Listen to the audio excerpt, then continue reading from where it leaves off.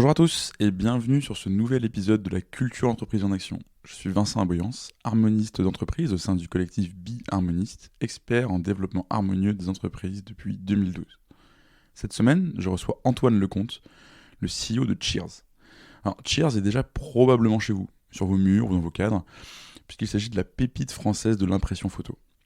Et justement, cet épisode nous donne l'occasion d'aller voir derrière la photo pour y découvrir un dirigeant passionné qui vit pleinement la culture de son entreprise. Bonne écoute à tous.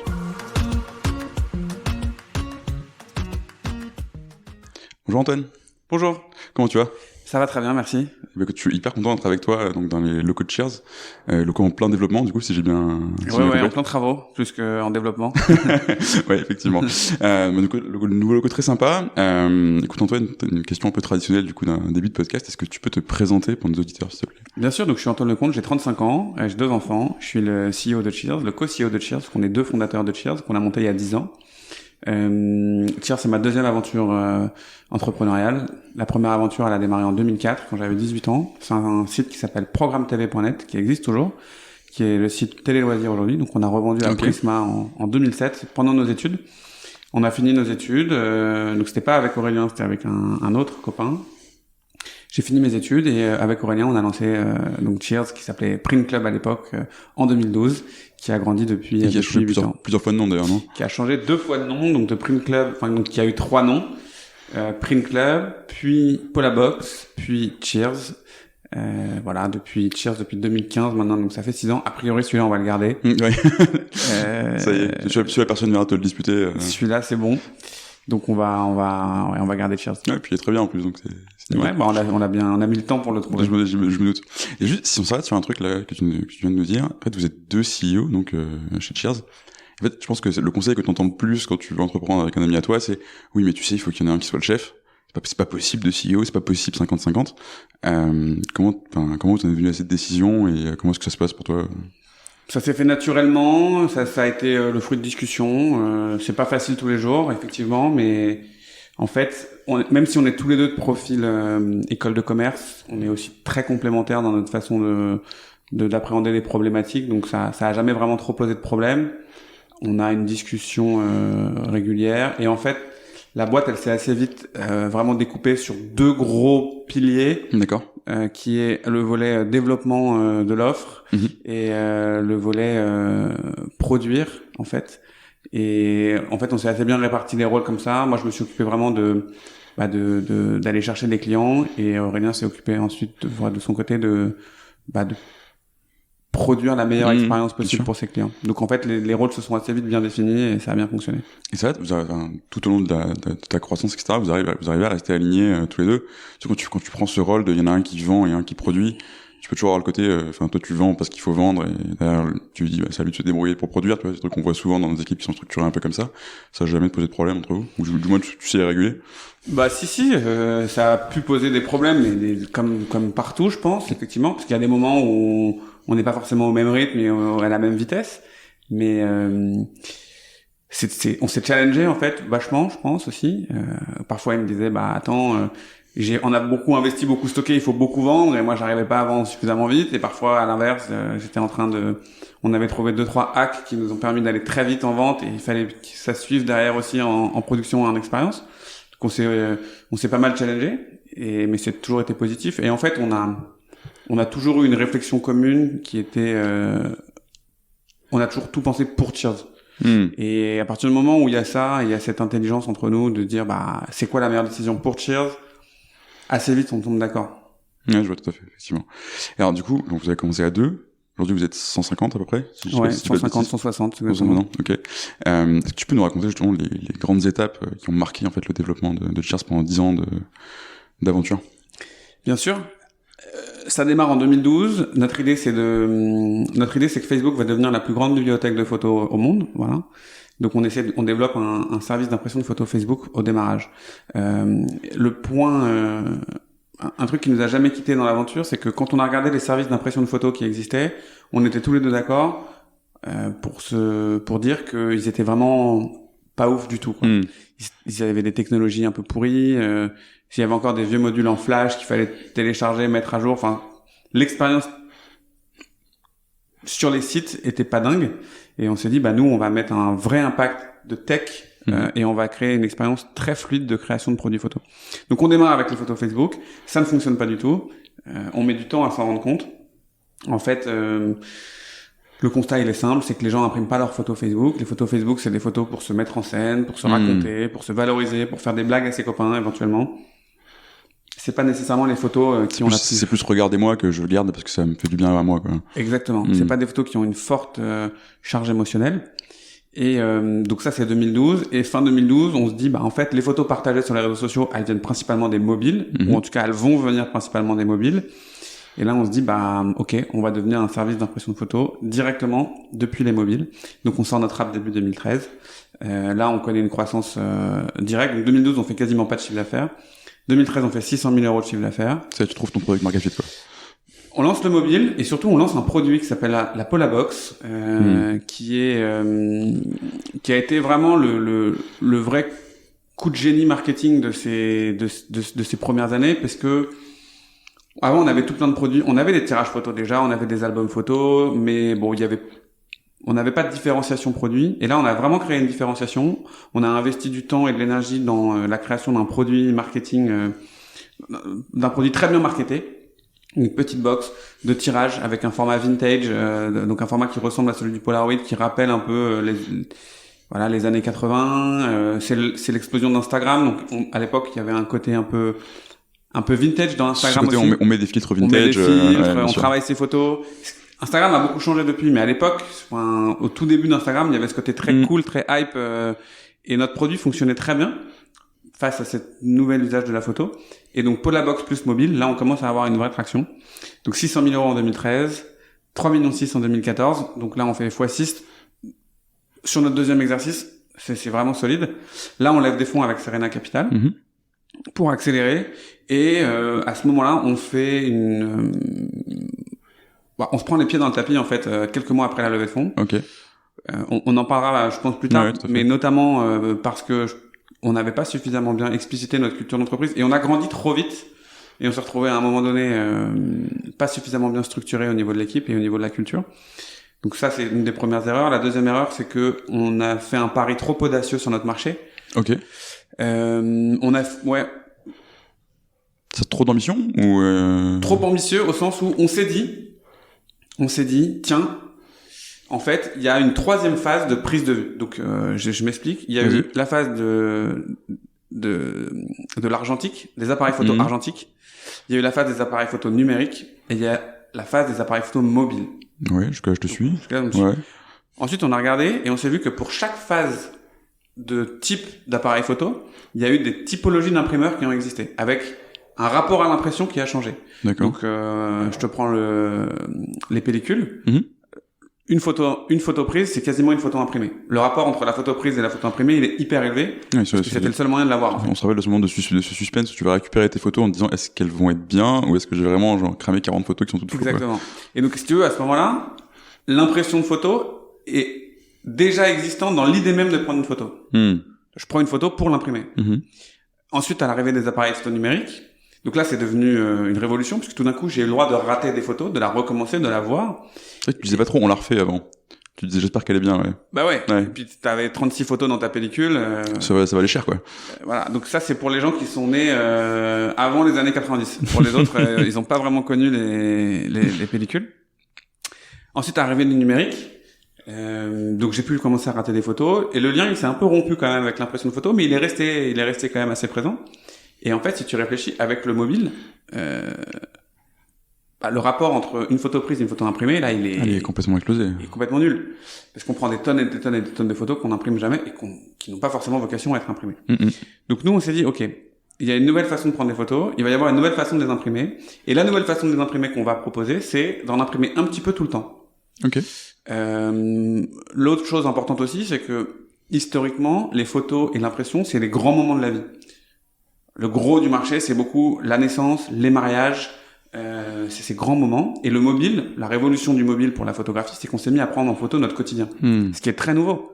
Bien sûr, oui. Tu vois, aujourd'hui, il y a 3 milliards d'êtres humains. Tu prenais pas ton petit déj en photo tous les matins pour le mettre sur Instagram avant, quoi. Non. T'avais pas cette photo. Bah non, ouais. Donc nous, on s'est dit, en fait, on va essayer de créer un usage pas quotidien, mais beaucoup plus fréquent d'impression de photos.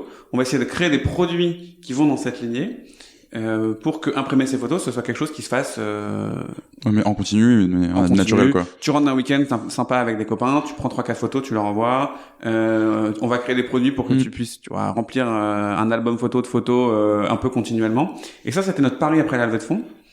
Et donc, on a structuré notre produit autour de ça. Et en fait, on s'est rendu compte au bout de quelques mois que le marché est toujours plus fort que nous. Oui, ça, malheureusement, c'est un peu une loi universelle. Hein. Tu peux pas. C'est une loi universelle et il y a un marqueur culturel dans la photo qui fait qu'en fait les gens impriment des photos uniquement à des moments importants de leur vie. Voilà, quand tu rentres d'un super voyage, t'as envie d'imprimer des photos. Quand t'as envie de faire un cadeau à ta mère ou à ta grand-mère, Ah, t'imprimes des photos. Là t'imprimes des photos. Un cadeau de Noël, t'imprimes des photos. Et malheureusement, on n'a pas eu suffisamment d'argent, de cash pour réussir à changer cet usage. Surtout sur un marché qui est très, du coup, complètement B2C, ça doit te demander des dépenses monumentales pour changer un usage, quoi. Ça demanderait beaucoup de dépenses, de prendre beaucoup de risques, de tester des choses, et on n'a pas eu le cash pour le faire. Parce qu'assez vite, on s'est retrouvé dans une situation très compliquée. Donc 2015, année compliquée. 2016, on change un peu de braquet. On se dit bon bah ok, stop. On va se reconcentrer sur des gens qui ont des vraies raisons d'imprimer des photos dans la vie. Donc c'est plutôt des trentenaires. À la base, on était plutôt et tu montes 20-25. en gamme et en profil client du coup. On monte en gamme en profil client. On va aller cibler des jeunes mamans de 30 ans, enfin 30 ans de moyenne d'âge. Les gens qui commencent à avoir l'utilité de la photo imprimée. Tu traverses les grandes étapes un peu fondatrices de ta vie, tu commences aussi à voir le grand appartement qui va avec pour mettre les photos dedans, exactement. etc., quoi. L'appartement, les enfants, tu commences à construire ta vie et tu as envie de construire un capital souvenir parce que tu vas vouloir aussi le transmettre plus tard Bien sûr. Et voilà. Et donc, fort de ça, 2016, on termine l'année à 10 millions d'euros. 2017, 15 millions d'euros. Donc,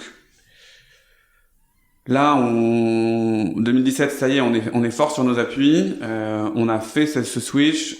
Tous nos métriques sont bons. Le modèle économique tourne. On fait 15 millions d'euros. Donc là, on sait qu'on va faire une vraie phase d'accélération. Et donc, on démarre une levée de fonds. Finalement, on discute aussi avec un industriel allemand à ce moment-là, qui nous fait une offre qui est difficilement refusable. Surtout, on se dit, en gros, c'est la dernière sortie industrielle qu'on pouvait faire. Donc la boîte, elle a été vendue pour à peu près 50 millions d'euros. Okay. Donc c'est la dernière sortie industrielle qu'on peut faire. À partir de là, ce sera des sorties fonds de LBO bien sûr. Qui est une autre logique. On n'avait jamais été rentable encore, donc on savait pas où ça nous emmènerait. Puis ça dépend de ton appétence pour ces questions-là aussi. Est-ce que t'aimes bien jouer avec la finance ou est-ce que t'aimes bien pouvoir te dire, là je suis baqué, maintenant je fais mon produit, quoi. C'est pas est-ce qu'on aime ou ce qu'on n'aime pas, c'est plus de se dire... Nous, on a envie de développer notre boîte, de développer notre produit, de parler à nos clients. Oui, c'est ça. Toi, tu veux passer du temps sur le produit, quoi. Exactement. Plutôt que sur gérer des relations avec des investisseurs, gérer la 5e levée, gérer l'OBO, gérer le LBO, gérer tout ça, quoi. Et puis surtout, on a eu un bon fit avec le groupe COE. Et on s'est rendu compte que le volet production, on l'avait quand même pas mal sous-estimé. Parce que pour arriver à monter une boîte à 50-100 millions d'euros, quand t'as un panier moyen à 25 euros... T'imprimes pas des photos avec une petite imprimante photo, quoi. Non. Je pense que les gens ne voient pas ça sur un produit comme Cheers. Tu sais, il y a une façade très très cool, etc.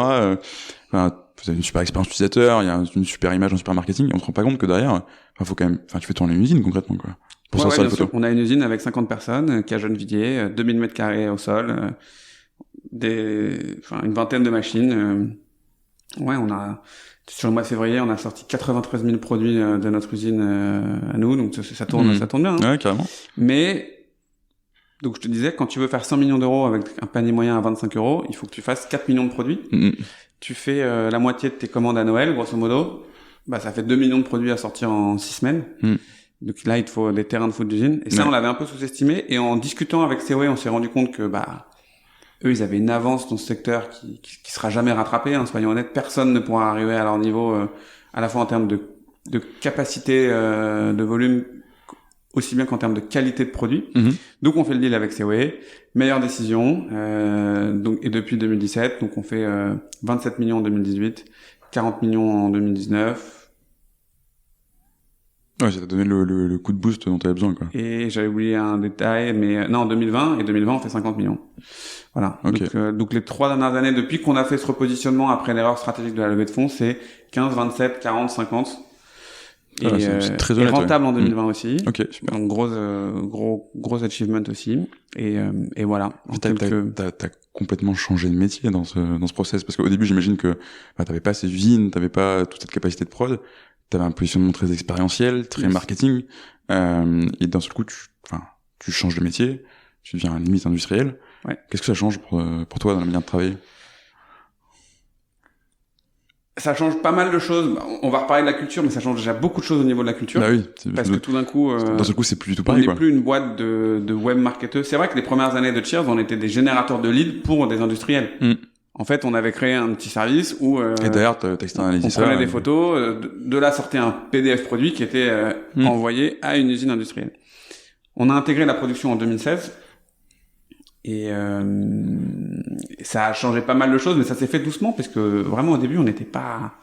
D'ailleurs, on a commencé par racheter des usines. On n'a pas développé from scratch, ce qui fait qu'on a pu s'appuyer sur toute la connaissance des gens qui avaient déjà leur usine. Et on a pu acquérir le savoir comme ça petit à petit avec eux. Ça nous a pas mal aidé. Ensuite, depuis qu'on a fait le deal avec Seaway, eux-mêmes nous ont beaucoup aidé à construire nos usines parce que c'était pas intuitif et naturel chez nous, et puis c'est quand même assez complexe. C'est un métier à part, quoi. C'est un métier à part. Ça nous a apporté beaucoup, peut-être même une meilleure compréhension client, parce que du coup on a été au contact des photos de nos clients vraiment dans l'usine. Et ça nous a vachement amélioré, ça nous a fait venir, du coup, maintenant, il y a 50 personnes qui travaillent à l'usine, qui sont des profils un peu différents des gens du siège, et c'est hyper enrichissant. Ça nous permet d'avoir une dimension, beaucoup plus forte et beaucoup plus profonde de ce qu'on fait. On maîtrise mieux notre chaîne de valeur. On imprime nous-mêmes les photos de nos clients, et en fait, il y a une énorme satisfaction à le faire, parce qu'on peut parler de qualité, on peut choisir notre papier photo, on peut mieux gérer notre gâche, on peut gérer aussi la qualité de travail dans les usines. Enfin, il y a quelque chose. Le projet, il est plus complet en fait. T'es en maîtrise, quoi. Complètement. On se sent plus abouti. Et c'est là aussi où le fait d'être deux a été super important. Ok. Parce que du coup, Aurélien a vraiment géré ce volet industriel et c'est pour rejoindre un peu ce qu'on disait en introduction. C'est vraiment nos deux pieds aujourd'hui. On a le volet un peu web marketing et le volet très industriel, et les deux ensemble, ça fonctionne très bien. Ok. Alors du coup, on va revenir après sur ce qui s'est passé après la levée, mais là ce qui m'intéresse dans ce que tu dis, c'est que tu dis on a deux pieds, vous êtes deux CEO, ça on en a parlé, t'as un pied production, t'as un pied marketing, t'as un pied industriel, t'as un pied qui va être plus expérientiel. Comment tu fais pour pas avoir deux cultures chez Cheers? Parce qu'on y travaille régulièrement. En fait, deux cultures, ça n'existe pas. Il y a toujours une culture, et après, elle peut être vécue différemment, incarnée différemment. Elle peut être incarnée différemment. En fait, il y a toujours qu'une culture. Après, c'est la question de la définir. Et ça a été un travail d'ailleurs avec Aurélien et de bien comprendre quels étaient les points qui se superposaient chez nous, les zones, les valeurs qui se superposaient et les ingrédients sur lesquels on était totalement raccord dans la boîte, parce que c'est très important que la culture soit incarnée par les deux fondateurs, enfin que ce soit pas trop difficile pour nous de la faire vivre. Et une fois qu'on a eu ça, ça a très bien fonctionné. Mais il y a eu des moments dans notre histoire où la culture, elle était, il y avait un côté, on pouvait souffler le chaud et le froid l'un et l'autre indépendamment, et ça a été très compliqué pour la boîte, et on a mis du temps à s'aligner. Et donc ça, c'est ce dont tu parles, donc après la levée avec Serena. Yes. Où tu me dis, en gros, on s'est pris les pieds dans le tapis, notamment parce qu'on n'avait pas défini la culture d'entreprise. Concrètement, qu'est-ce qui s'est passé? Enfin, comment tu le vois, en fait, ça? Donc, ça m'a mis du temps pour le comprendre. Et parce que quand on était dedans, c'était horrible comme sensation. On avait l'impression d'avoir un savon glissant entre les mains, de pas réussir à mettre la main sur la boîte. Ok. En gros, donc on lève en juin 2015. On démarre le process de levée, on s'appelle Polabox, on est 20, on est dans des petits bureaux de 100 mètres carrés à Strasbourg-Saint-Denis, hyper sympa, grosse culture d'équipe parce qu'en fait on vit ensemble. Vous êtes 20 et les débuts, on a fait une année avec une énorme croissance, on fait n'importe quoi mais c'est marrant et c'est pas grave et on se prend pas du tout la tête. Et on sort le soir ensemble et on se fait des dîners, on va en boîte, enfin vraiment il y avait un côté encore très étudiant et pas du tout réfléchi, quoi. Ouais, limite famille, quoi. Enfin, on vit ensemble, on meurt ensemble. Exactement. Et donc on change de nom. à cause enfin, on avait un risque potentiel avec la marque Polaroid qu'on voulait éviter. On lève des fonds, on change de nom, on change de couleur, on change de bureau et on recrute 20 nouvelles personnes en tu doubles la taille d'équipe, quoi. Exactement. En fait, est-ce que t'as clairement les nouveaux et les anciens? Ou est-ce que ça prend plutôt bien? En fait, il va y avoir une nouvelle dynamique, pas forcément nouveau-ancien, mais il va y avoir des groupes. Alors qu'avant, il y avait un groupe, là, il va y avoir des groupes. Il va y avoir des gens qui font des trucs ensemble, des gens qui sont pas dans ce groupe, mais qui ont envie d'y être. Voilà. Bref, il y a une nouvelle dynamique de groupe qui se met en place. Et donc, pour reprendre, on passe de Polabox, 20 personnes, petit bureau, petite famille, on lève des fonds. Nous-mêmes, je pense on s'est pris un peu au sérieux. À mon avis, on a voulu, je sais pas comment définir ça. Ça nous a mis un coup, quoi. On s'est dit, waouh, ouais, on vient de lever beaucoup d'argent, on a des comptes à rendre tout d'un coup très forts. Et puis ta posture, enfin, tu dois te dire qu'elle doit changer. Et elle change, de fait. Enfin, au début, t'es pote avec tout le monde. Après, quand t'es 150. Non, on se l'est pas dit tout de suite. Ah ouais, ok. On se l'est pas dit tout de suite. On a voulu continuer un peu sur ce rythme-là. Et en fait, de facto, elle a changé d'elle-même. Okay. Justement, on a été confronté à l'obligation de changer. Donc on se retrouve 3 mois après la levée, on s'appelle Cheers, on est plus rouge, on est bleu, on est dans des bureaux de 500 mètres carrés dans le Marais qui sont très grands, qui sont pas du tout remplis, et il y a 20 nouvelles personnes, et on n'a pas de RH, pas de DAF, et aucune structure, aucun élément de structure de la culture qui permet d'expliquer aux gens ce qu'on fait, comment on le fait, pourquoi on le fait, qu'est-ce qui fait que ça marche. Donc en fait, on n'a pas de documentation de la boîte. Ok, parce que du coup tout le monde se connaît, tout le monde se parle et on n'a rien documenté, il y a aucun qui fait quoi, donc tout se fait de la bouche à la bouche, quoi. Un peu à l'arrache parce que t'as plein d'opportunités, que ça va très vite et que tu suis. Exactement. Nous avec Aurélien, on a ce côté, on a tout le monde en direct. Quand on est 20, on va essayer de garder encore tout le monde en direct. Et on se retrouve fin d'année 2015 avec une horde de poulets sans tête dans la boîte. Mais nous-mêmes, ça doit être très sympa, ça. Nous-mêmes, donc tu vois le poulet qui sans tête, qui bouge de droite à gauche là, et ce qui est pas du tout de leur faute. Et on avait des gens super, des gens compétents, mais on n'a pas su leur donner une direction claire. On n'a pas su garder ce qu'on avait et le faire grandir. Parce qu'on a changé de nom, parce qu'on a changé de marque, parce qu'on avait une stratégie qui était encore en train de s'affiner. Et donc on faisait n'importe quoi et on faisait pas de croissance parce qu'on n'était pas alignés. Ouais, c'est le moment où tu peux perdre ton âme, quoi. Enfin, tu changes littéralement tout dans ta boîte jusqu'à son nom et son identité, quoi. Surtout que on est sur un marché quand même pas très grand, très concurrentiel, et que nous, notre force a toujours été de développer une marque. Enfin, notre stratégie depuis le début, c'est de développer une marque, d'essayer d'avoir autre chose à proposer que du prix et des produits qui soient les mêmes que les autres sur le marché. Donc, on a besoin d'innovation, on a besoin d'idées, on a besoin de. T'as besoin d'identité. D'identité. Et on n'en avait plus. Et ça a été très compliqué. Même pour toi, j'imagine que ça a été compliqué. Mais pour moi, c'était l'enfer. En fait, j'avais plus envie de bosser là-dedans. Alors que c'est ta boîte, quoi. Alors que c'était ma boîte. Tu l'as fait parce que tu devais avoir un appel pour le faire, quoi. Je reconnaissais plus rien. Et en fait, j'étais démuni. J'étais vraiment démuni face à ça. Je ne savais pas quoi faire. Okay. Et il y avait des choses business qui étaient évidentes. Il fallait qu'on augmente notre panier moyen, il fallait qu'on change notre cible, il fallait qu'on premiumise notre offre. Mais il y avait un autre truc imperceptible qui fonctionnait plus, qu'on avait perdu, et je savais pas comment le retrouver.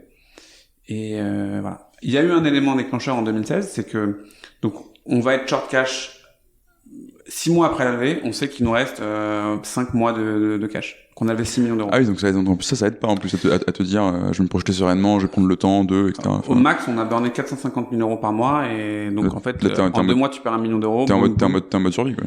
T'es en mode survie. Et là, on se dit, on est 45, je crois, il faut qu'on passe à 25 dans les 2 mois. Donc tu laisses partir 20 personnes, quoi. On laisse partir, on fait partir 20 personnes. Ouais. Et... C'est l'anglicisme du let go qui revient. C'est bien dit, mais en fait, non, on doit se séparer de 20 personnes. Et dans les 20 personnes, il y a des gens qui étaient là avant la levée, qui faisaient partie de cette culture de famille et tout. Et ça a été un moment hyper compliqué. C'est un moment où on te dit, en fait, soit c'est eux, soit c'est Cheers. Donc, t'as pas le choix. C'est un moment donné où tu prends énormément de recul aussi, sur ton business. T'es plus en train de construire un projet avec des gens que t'aimes bien, t'es en train de gérer une entreprise. Et ça, c'était pas forcément hyper agréable comme situation, même si c'était indispensable. Et puis se pose la question de comment je fais en sorte que ça ne réarrive jamais dans ma vie un truc pareil, parce que c'est blessant pour les gens à qui tu parles, c'est difficile pour toi, c'est déprimant. Bah oui. Tu réveilles le matin, tu sais bon bah cette semaine Je vais devoir virer des gens quoi, je vais concrètement. devoir Que me j'aime bien, séparer de gens que j'aime bien, avec qui j'ai vécu des que choses. j'aime bien, que je trouve bon dans ce qu'ils font, mais là il faut faire des choix en fait. C'est vraiment on s'ampute quoi. Ok, Ouais, on se coupe un bras, parce que c'est des gens qui sont forts et avec qui t'aimes bosser, mais voilà. Et puis les négociations, enfin, j'ai trouvé que la partie négociation dans ce moment-là était particulièrement difficile. Ok. Il y a plus de potes quoi. C'est bon bah ok, combien, c'est quoi mes indemnités, je veux plus. Et c'est à ce moment-là que tu comprends ce que ça veut dire la solitude d'entrepreneur quoi. Même si vous êtes deux, tu vois. Je pense que ça doit beaucoup vous aider sur ce moment, surtout si vous êtes potes. Ouais, bien sûr. Là, enfin nous avec Aurélien, on a des grosses phases de soupape où heureusement que personne n'est là pour écouter parce qu'on lâche tout, on est sans filtre. Mais c'est trop bien. Ouais, bien sûr. Plutôt que d'être seul assis dans ta tour à te dire mais comment je vais m'en sortir, je peux pas le montrer quoi. Exactement. C'est là qu'à deux, c'est fou. On se disait, j'en peux plus. Voilà. Puis on a fait les entretiens indépendamment. Enfin bref. Ok, donc moment difficile. Moment très très très compliqué. Et c'est à ce moment-là, je pense, où j'ai commencé à me dire, au-delà du côté business, ok, il faut construire une structure dans la boîte, une métastructure. Je sais pas comment l'expliquer autrement. Bon, maintenant, j'arrive à l'expliquer autrement. Il faut mettre tous les éléments de notre culture d'entreprise. Mais à l'époque, je savais pas. Il faut construire une métastructure pour que il y ait un alignement beaucoup plus fort dans les gens qui arrivent dans la boîte, les gens qui sont là, que chacun comprenne un peu mieux ce qu'il fait, pourquoi il le fait, comment il le fait, quelle est sa place dans le projet, et qu'on garde les éléments qui fonctionnent bien, mais qu'on puisse progresser pour que ça ne réarrive jamais, qu'on recrute les bonnes personnes, qu'on sache exactement pourquoi on les recrute, qu'est-ce qu'elles font, et qu'on puisse progresser. Et c'est vraiment le début de l'explication de la culture Cheers. Donc on a créé des temps forts, on a créé la Cheers Academy, donc c'est un moment où quand les gens arrivent, on passe 2-3 jours avec eux pour leur expliquer vraiment qu'est-ce que c'est que Cheers, super important dès le début. Ça date de 2016. On a commencé à faire des réunions beaucoup plus hebdomadaires avec l'équipe aussi. Donc on a les Kickstarter des lundis matins. Tous les lundis matins, on fait un point d'équipe, tous ensemble. Et c'est un élément fort de notre culture pour dire qu'on en veut, qu'on est ambitieux, qu'on suit les chiffres, qu'on est exigeant là-dessus, qu'on met en avant aussi de l'innovation au sein de la boîte, enfin qu'on essaie de faire participer un peu tout le monde. Et puis voilà, le projet se dessine petit à petit et on essaie de dire je lance la documentation de toute la boîte. Donc voilà, au début c'était des fichiers Word sur Dropbox. Maintenant il y a plein d'outils qu'on utilise, mais donc on écrit les process, les réunions qu'on a. C'est ce que tu commences par faire. Les rites, ouais. Quand vraiment ça va pas et tu te dis là maintenant il faut que ça change. C'est ça ta première action. Parce que en fait, ce qui est là dans ce que tu me dis, c'est voilà, on a mis en place des rituels, on a un super onboarding, etc. Mais entre le moment où c'est atroce et le moment où t'as mis tout ça en place, il y a un moment où il faut que toi, ou je sais pas comment, c'est comment tu l'as fait, tu te poses des questions pour savoir, mais en fait, du coup, qui on est vraiment. Est-ce que ça a toujours été très clair pour toi et t'as juste su l'écrire? Ou est-ce qu'il y a eu ce travail de le faire émerger et du coup, comment tu l'as fait avant d'arriver justement à ce qui en découle et comment tu la déclines, du coup, ce qui est super aidant et super fort pour la suite? Ça n'a pas toujours été super clair, mais en fait, ça a toujours été super clair à un moment précis. Après, ça a pu changer. Ok. Ça évolue en fait. Mais oui, moi, ça a toujours été très clair. Ça a toujours été très clair ce qu'on faisait, pourquoi on le faisait, comment on le faisait. En fait, lors de ma première aventure, programme TV, j'ai très vite compris que moi, je voulais construire une boîte où les gens se sentent vraiment bien. Et quand on est arrivé dans la situation de 2016 où on a dû se séparer de gens et que ça allait plus et que je voyais que les gens dans la boîte étaient pas bien en fait. Les gens dans la boîte étaient pas bien parce qu'on pouvait leur dire tout et son contraire, parce qu'on était en panique, parce qu'on savait pas. Je pense que c'est aussi un moment où on n'a pas eu un discours cohérent avec Aurélien et ça a été compliqué à tenir à vivre pour les équipes. Et ça, c'était au fond de moi vraiment foncièrement un truc que je voulais pas. Bah ouais, t'es complètement désaligné de toi-même en fait. Ouais. Et souvent quand t'entreprends, c'est aussi justement pour construire quelque chose dans lequel toi, ce que tu veux voir dans le monde se réalise. Et t'as le pouvoir de créer ça pour des gens. C'est ça qui est magnifique avec l'entrepreneuriat. Et alors quand tu sens que c'est plus toi et c'est plus ce que tu veux, mais t'es déchiré quoi. Ouais. Déchiré, pas bien. Et donc je me suis dit je vais faire en sorte que ce soit pas le cas. Et j'ai lu, je me suis documenté, j'ai parlé à d'autres entrepreneurs et je me suis rendu compte que je me suis rendu compte que on avait une culture d'entreprise, qu'il fallait la respecter. Et petit à petit, j'en suis arrivé au point où je me suis assez vite rendu compte que cette culture d'entreprise, c'était la chose la plus importante de notre boîte. Il n'y avait pas plus important. Il n'y avait pas un KPI au-dessus de ça. Il n'y avait pas un talent qui pouvait se mettre en travers de notre culture. Tu transiges pas avec, quoi. Non. Ça, je me suis rendu compte assez vite. Et je me suis rendu compte aussi que pour que ça fonctionne, donc il y a un truc qu'on a eu dès le début, c'est qu'on a toujours été très transparent avec les équipes sur les chiffres, la santé de la boîte et tout. Même quand ça allait pas, on le communiquait quand même. Et je crois que c'est vraiment à ce moment-là où je me suis dit, en fait, pour que ça fonctionne, il faut que chaque personne soit en pleine possession des informations de la boîte. Okay. Où est-ce qu'on va? Qu'est-ce qu'on fait? Quel est son rôle précis? Bien sûr, du coup, comment on le fait et comment je le fais, du coup. Quel est son rôle précis dans le dessin global de la boîte? Ça, c'est pareil. Je pense que ça me vient en 2016. Et c'est pour ça que Cheers Academy, pour bien lui expliquer où est-ce qu'on en est, qu'est-ce qu'on a fait dans le passé, où est-ce qu'on en est aujourd'hui et où est-ce qu'on va. C'est ça, en gros, la Cheers Academy. Voilà. Donc c'est, voilà l'histoire de Cheers. Voilà où on en est maintenant. Voilà pourquoi on en est là maintenant. Et voilà où est-ce qu'on va maintenant. Après, il y a plein de détails concrets et tout, mais grosso modo, l'idée, c'est ça. C'est pour ça aussi qu'on a fait les Kickstarter hebdomadaires. Ouais. Pour qu'on puisse se dire, voilà où est-ce qu'on en est, voilà quels sont nos objectifs de la semaine. Il y a un côté très, on lance la semaine, mais il y a aussi l'importance du rituel. Du rituel, mais l'importance pour que chacun dans la boîte sache où est-ce qu'on en est. Si tu es à la, je sais pas moi, à la com dans une boîte de 50-60 personnes, pas forcément facile de savoir où en sont les opérations, où en sont voilà, qu'est-ce qui se passe dans les autres équipes si t'as pas. Bien sûr. C'est comme ça que tu crées des silos et que tu crées des sous-cultures ou des variantes de culture. Exactement. Exactement. Et c'est hyper important ce que tu dis parce que il y a eu des sous-cultures justement dans ces années 2016. Et donc je me dis Kickstarter, Cheers Academy. Et je commence la documentation de la boîte parce que j'ai envie que chaque personne qui nous rejoigne comprenne le plus vite possible quel est notre projet. Voilà. Mais juste pour qu'on réalise bien, t'es CEO d'une boîte qui est en croissance, qui a levé des fonds, t'es pas hyper bien niveau cash, tu t'arrêtes, tu te mets dans une pièce ou dans ton bureau ou je sais pas avec ton ordinateur et t'écris des choses, quoi. Et tu prends le temps de le faire. Et ça prend du temps, quoi. Ah, ça me prend beaucoup de temps. Je me rappelle parce que... c'est important à ce point-là, quoi. C'est-à-dire que ta boîte est plus ou moins en train de prendre feu, et tu dis on arrête, on prend le temps. Ah, mais moi, c'est vital. Et c'est marrant parce que je me rappelle, Aurélien se foutait bien de ma gueule à l'époque. Il m'appelait le documentaliste. Ok, super. Le bibliothécaire. Parce que c'est vrai qu'il y avait des urgences sur le feu. Il y avait parfois des KPI qui allaient pas bien, mais je sais pas comment expliquer. Moi, j'ai vu que c'était un besoin vital qu'on avait à ce moment-là de pouvoir... mettre bout à bout tous ces petits éléments pour que pour que les gens chez nous se sentent mieux, pour que les gens comprennent mieux ce qu'on fait et que s'ils aiment, tant mieux. S'ils aiment pas, qu'ils s'en aillent en fait. Et c'est passé d'ailleurs. Ouais, il y a eu des départs, il y a eu des gens. Enfin, il y a eu une mue en fait, vraiment cette année-là dans la boîte. Il y a eu une mue. On s'est vachement professionnalisé dans nos process business. Ouais. On s'est aussi professionnalisé dans notre culture. On a demandé aux gens des choses. Du coup, ça m'a permis, moi, assez vite d'identifier qu'il y avait des gens qui étaient hyper toxiques dans la boîte. Ok. Voilà. C'est quoi des gens toxiques? Juste si on s'arrête là-dessus. Tu vois, moi, j'ai tendance à croire qu'il n'y a pas de gens toxiques.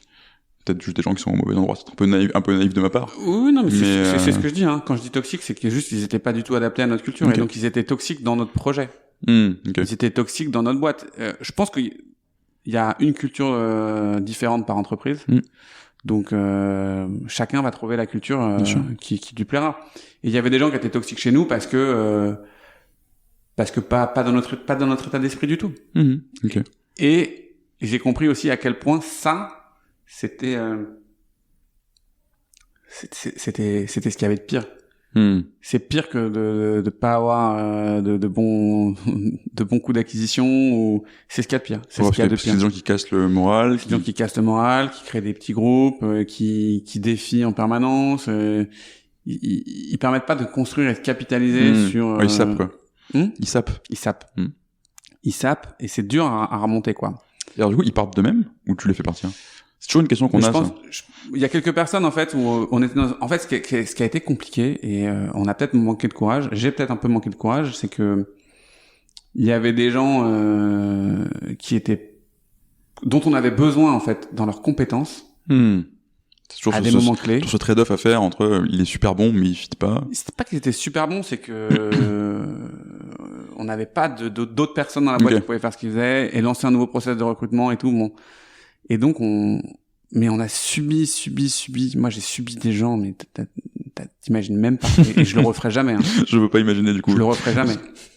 Et le jour où ils sont partis, j'ai ouvert du champagne et je me suis dit mais à ce point-là. En fait, à un moment donné, on s'est dit bon bah là c'est plus possible. C'est fou d'en arriver à ce point-là. Effectivement. Ouais, si il y a des gens où pour moi, ils étaient en train de détruire tout ce que je mettais une énergie folle à construire parce que mauvais esprit, parce qu'à faire des histoires tout le temps, parce que t'es pris en otage parce que ils ont la. Ouais, en plus c'était des gens que manageait Aurélien.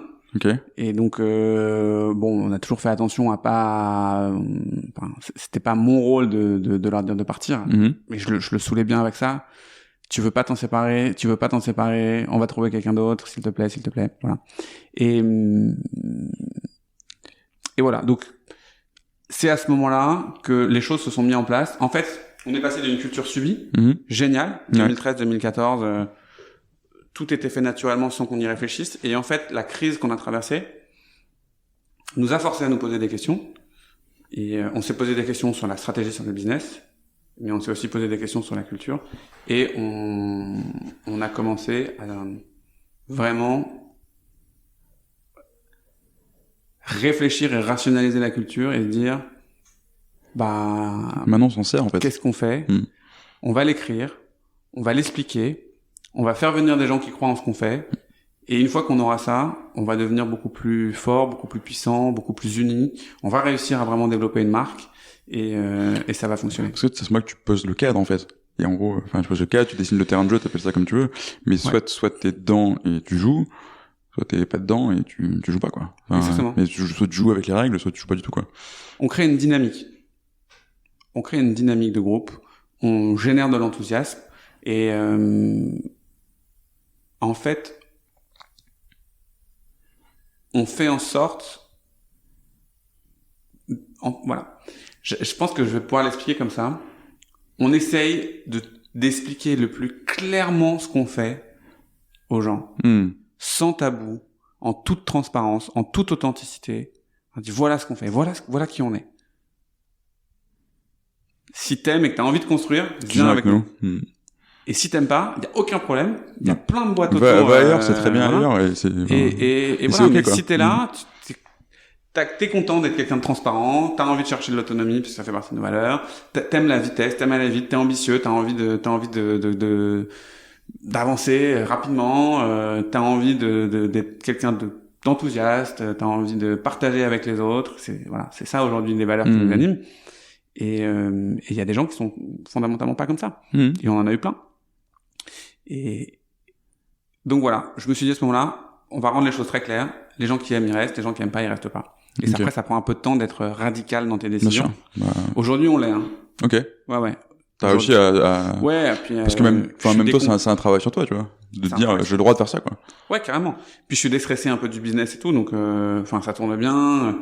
Maintenant, on est à un niveau où la boîte est beaucoup plus forte que n'importe quel individu. Parce que t'as clarifié les fondamentaux et t'as construit dessus, et du coup, ta boîte existe pour elle-même, quoi. Donc si aujourd'hui, il y a des gens qui dérogent à notre culture, c'est dehors tout de suite. Enfin, il y a même pas de débat. Et on en a eu récemment, et des gens très forts, qu'on a mis du temps à recruter, notamment sur la partie tech, parce que c'est long. Et donc, on avait cherché des profils de haut niveau, et on a trouvé des gars, et en fait, culturellement, ça fitait pas du tout. On se pose zéro question. Ok. Zéro question. Et tout ça, sur un point de vue un peu concret, donc tu le formalises, si j'ai bien compris, dans un culture code. Culture book. Culture book. Alors toi, tu s'appelles culture book. Ok. Ouais. Ça varie pas mal, effectivement, sur la terminologie. Aujourd'hui, c'est vraiment le doc central de la culture de Cheers. Si tu t'en sers pour tout, ou... on s'en sert évidemment pour tout. C'est pas le doc central. Le point central, c'est la culture. Oui, mais je reviens sur toi et ton passé de documentaliste pour lequel Aurélien se moquait de toi, tu vois. Donc, j'aime bien ce côté culture book et culture code. Nous, on aide nos clients à en faire. Parce qu'évidemment, la culture, elle est partout et c'est tout le temps. Enfin, il y a ce côté métastructure, ce côté un peu immanent, ce côté qui est invisible. Le culture code, le culture book, c'est un truc qui t'aide à la rendre visible, en fait. Et c'est ça que j'aime bien, c'est ce moment où tu l'amènes dans la réalité. Il y a plein de manières de le faire. Il y a les rituels, il y a l'onboarding, il y a tout ce que tu dis. Mais là, t'écris un truc, enfin, tu vois, nous, on a des clients qui nous parlent de ça comme de la constitution, quoi. Genre, c'est ça, et c'est pas autre chose. Et du coup, c'est pour savoir, comment tu t'en sers, toi, de ce truc-là, et en quoi c'est aidant pour toi de l'avoir plutôt que de pas l'avoir. Alors nous, c'est pas la constitution au sens où il n'y a pas de règles érigées dedans, c'est plus mais on pourrait peut-être aller plus loin, d'ailleurs, on va peut-être réfléchir à fixer des règles. Donc déjà, notre culture book, il est très récent. Il a été écrit en 2020. Ok. Et c'était un peu la pièce manquante. On a commencé parfois à écrire des petits trucs et tout, et grâce à Hugo, notre DRH, qui est arrivé en 2018, avec lui, je me suis vraiment senti capable de l'écrire. Okay. Et il a été plus que précieux là-dedans. C'est-à-dire que c'est lui qui a réussi à formaliser énormément de nos discussions. Et en fait, on se dit, fin 2019, début 2020, c'est quelque chose qui nous manque. Il nous manque ce culture book, il nous manque cet outil qui va nous permettre de mieux expliquer aux gens, aux candidats aussi qui on est, et permettre de faire un premier tri comme ça, qui va nous permettre d'essayer de réfléchir à des règles qu'on a envie d'installer en interne pour promouvoir nos valeurs, qui va nous permettre de réfléchir aussi à des outils de management pour nos managers. Qu'est-ce que eux ils doivent valoriser aussi dans leurs équipes, qu'est-ce qu'ils doivent faire vivre. Parce que on est arrivé aussi à un moment où nos top managers, aujourd'hui le Comex, bon, c'est des gens qui ont entre 30 et 40 ans, et moi je leur dis leur rôle premier aujourd'hui c'est d'être des garants de la culture. C'est ça leur rôle premier, de vérifier que dans leurs équipes la culture vit et qu'elle fonctionne bien. Donc on commence la rédaction de ce culture book et ça y est, on l'a, et c'est une vraie fierté, et il résume super bien ce qu'on pense avec Aurélien de cette boîte. Et maintenant ça va vivre, il va sûrement évoluer, mais c'est pas la constitution, c'est pas la pièce centrale, c'est juste un document qui doit aider chacun dans son travail. Pour moi, là, aujourd'hui, l'intérêt, c'est que donc on a une de nos valeurs qui est l'autonomie chez nous. On demande aux gens d'être très autonomes dans leur travail. L'autonomie qui est contrebalancée par la transparence d'ailleurs, parce qu'on est autonome, mais on communique aussi avec les autres nos avancées, nos échecs, nos réussites, ce qu'on sait pas. Et en fait, ce culture book, il permet à chacun d'être très autonome. Il permet à chacun de comprendre qu'est-ce qu'on attend, de toi, d'un Scherzer, dans telle ou telle situation. T'as un conflit de management avec quelqu'un de ton équipe, et ben le culture book, il doit pouvoir t'aider à savoir comment réagir. Et à prendre des décisions quand à quel moment je suis intransigeant, pas là. À quel moment je laisse passer. Tu vois, si quelqu'un se plante sur un sujet, le culture book va pouvoir t'aider à comprendre est-ce qu'il s'est planté pour une bonne raison, parce qu'il a voulu aller trop vite, auquel cas c'est pas grave, et au contraire c'est quelque chose qu'on valorise. C'est un guide du quotidien en fait, quoi. Est-ce qu'il s'est planté parce que il a mal communiqué des choses, et il a pas communiqué, il a voulu avancer tout seul dans son coin s'entêter, auquel cas c'est grave parce que c'est vraiment contre ce que nous on a envie de vivre ici. Est-ce que c'est quelqu'un qui s'est planté parce qu'il s'est mal comporté avec quelqu'un d'autre, voilà. Ça permet à chacun en fait de savoir comment agir dans son taf au quotidien. Ok, ouais, c'est super clair effectivement. Et de nous du coup être beaucoup plus serein et pouvoir manager beaucoup plus facilement aussi nos équipes. Ok. Alors juste, on commence à arriver vers la fin de l'interview, parce que je peux pas te prendre 3 heures pour parler de ça, même si j'aimerais bien. Concrètement, on a beaucoup parlé de l'interne de Cheers, ce que ça t'a aidé à faire à l'intérieur de ta boîte, et en même temps, tu nous dis dès le début que Cheers c'est une marque, que sa vocation à être portée à l'extérieur. Enfin, t'es sur du B2C, t'as besoin d'avoir une marque forte. Est-ce que tu fais un lien entre ta culture, tout ce travail que t'as fait, et la marque Cheers à l'extérieur, comment elle est perçue, et le message que tu donnes à tes clients? Yes. On fait évidemment un lien énorme, et la réflexion de l'écriture du culture book, c'est, je crois qu'elle démarre parce que la boîte elle a beaucoup grandi. Donc on est 150 maintenant, un peu plus. Et c'est hyper important, donc je te disais que chacun dans son travail au quotidien puisse être autonome, et autonome sur le déploiement de notre marque pour nos clients. Parce qu'on a beaucoup parlé de l'interne, mais au final chacun œuvre aussi à destination de nos clients. Comment on parle à nos clients, comment est-ce qu'on construit une expérience pour nos clients. Et 100% des gens chez Cheers travaillent sur l'expérience client. Okay. Que ce soit en production, que ce soit les techs qui travaillent sur le produit, le marketing dans nos publicités, dans nos messages, dans toute notre communication, dans la partie ops aussi, on a notre équipe qui parle à nos clients au quotidien, comment on leur parle, comment on leur répond, qu'est-ce qu'on leur dit. Et notre marque, donc je vais commencer par ça, notre marque elle c'est pas comment les gens nous perçoivent, c'est comment les gens nous vivent. En fait, c'est l'adéquation entre ce que nous on projette aux gens et l'expérience qu'ils vont vraiment vivre. Donc, ce qu'ils vont vivre avec nous, c'est ça être une marque. C'est pas comment ils nous ont connus ou est-ce qu'ils nous connaissent, c'est ce qu'ils vont vivre avec nous. C'est ce qui reste quand on livre tout, en fait. Je pense qu'on est une marque que pour ses clients. On n'est pas une marque pour des gens qui n'ont pas commandé chez nous. On est quelque chose, on a de la notoriété, on est quelque chose qu'ils connaissent, mais on n'est pas encore une marque. Et le Culture Book, en fait, si tu veux, aujourd'hui, ce qu'on n'a pas encore fini de faire, ce qu'on est en train de finir de faire, et ça a été le gros chantier de 2020 qu'on a démarré, c'est qu'on essaye de trouver l'alignement parfait entre notre Culture Book, notre plateforme de marque et notre stratégie product. Ce qui est vécu sur l'application pour que ce soit parfaitement aligné. Et une fois que tu as cette espèce de triptyque, bah pour moi, t'as le feu sacré. Là, t'es surpuissant. Hein, ouais. T'es injouable et tu fais rentrer des gens et chaque personne qui arrive, bah, elle contribue pleinement au projet et elle te fait décoller en fait. Elle te fait vraiment avancer et elle vient vraiment mettre une pierre dans ton édifice.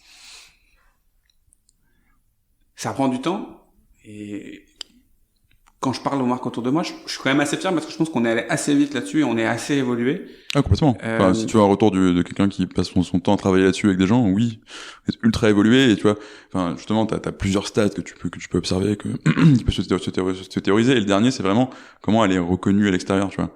Elle t'aide à l'intérieur, elle est reconnue à l'extérieur. En fait, t'es en train de faire ça. Et justement, pour beaucoup de gens, tu sais, il y a une connotation un peu bullshit sur la culture entreprise, les valeurs, etc. Parce qu'ils s'arrêtent très très bas dans le process.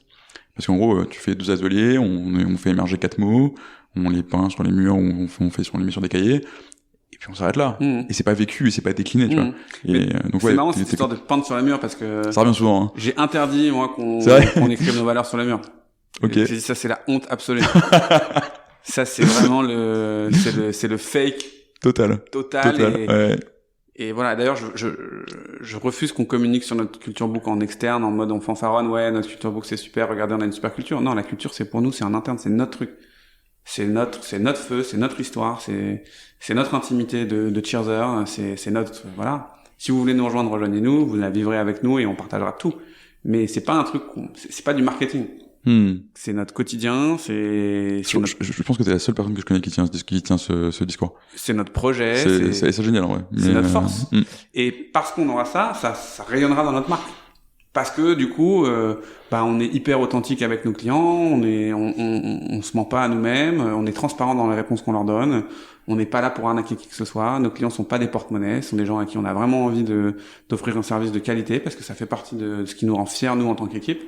Et ça, on le vit, c'est vrai, et donc ça se ressent, et c'est comme ça qu'on va construire une marque exceptionnelle pour le futur. Je le sais, il y a même pas j'en suis sûr ou je le pense, je le sais.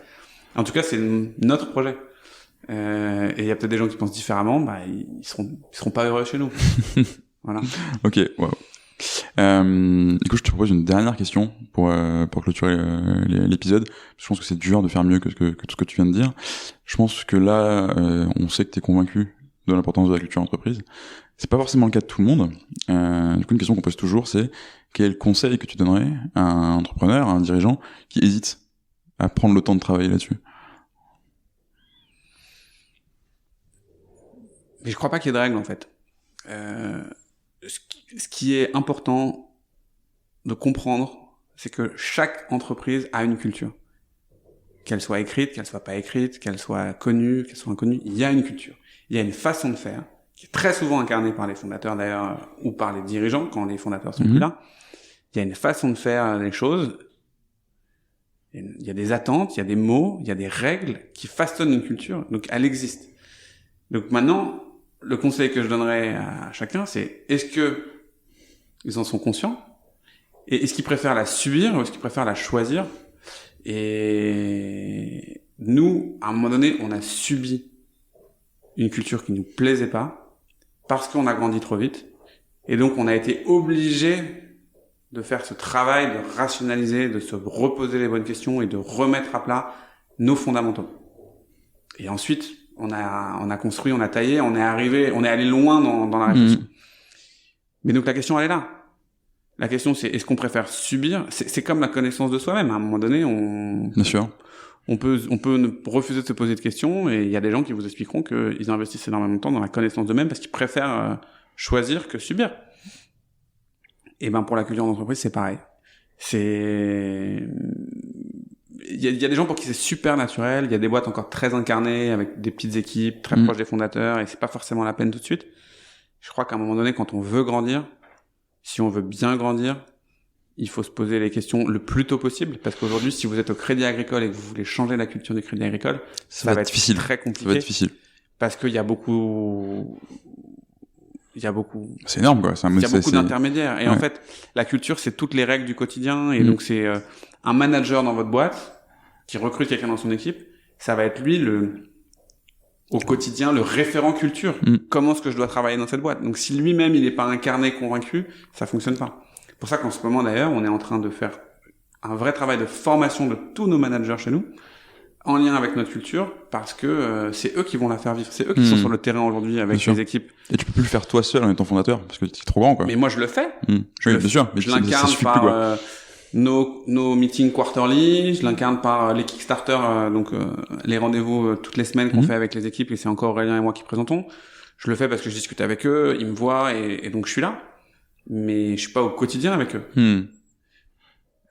Voilà, aujourd'hui, chez Cheers, il y a des gens qui sont N-3, N-4 C'est plus l'époque où on était 20 dans un bureau à Strasbourg-Saint-Denis. Je leur parle pas hyper souvent, et donc c'est important que leur manager soit le relais parfaitement aligné avec nous de notre culture. Et donc on les forme, et donc on essaie de leur expliquer, et comme on le fait tôt, maintenant, je suis hyper confiant pour qu'on soit 2, 3 000, 4 000 personnes. Et ça te libère, toi?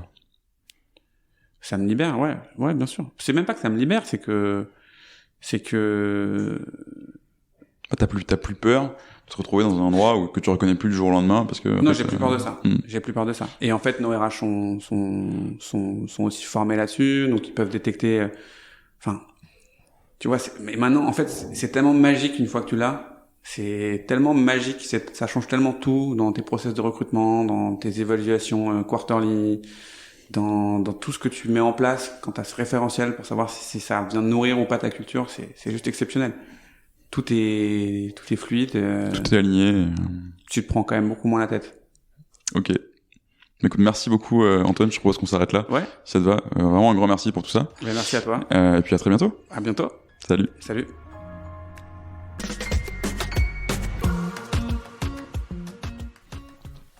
Merci d'avoir écouté cet épisode jusqu'au bout. Si vous êtes là, c'est sans doute que ça vous a plu. Si vous voulez nous aider, n'hésitez pas à partager cet épisode à votre boss, à votre ami qui veut monter une startup depuis toujours, ou à toute personne qui pourrait être intéressée par la culture d'entreprise. Vous pouvez aussi vous abonner sur Apple Podcasts, Spotify ou toute bonne application de podcast. Et vous pouvez également nous laisser un avis 5 étoiles de préférence sur Apple Podcasts. À très bientôt pour un nouvel épisode, et merci à tous.